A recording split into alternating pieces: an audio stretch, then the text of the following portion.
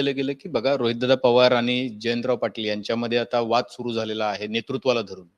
खऱ्या अर्थाने तुम्हाला म्हणजे असा वाद सुरू आहे किंवा ज्या पद्धतीने तुम्ही ह्या बातम्या बघितल्यात, तुमचं काय मत आहे याच्यावर?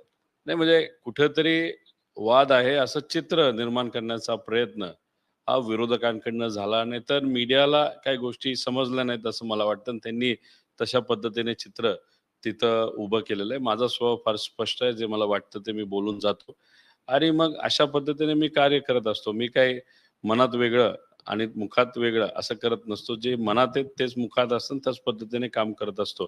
त्यामुळे ते चित्र हे कारण शेवटी मी सुद्धा क्रेडिट सामान्य लोकांना, सामान्य कार्यकर्ते, निष्ठावंत पदाधिकारी पवार साहेबांना दिलं. जयंत पाटील साहेबांनी तेच केलं. आमच्या दोघांच्या भाषणामध्ये काहीच फरक नव्हता.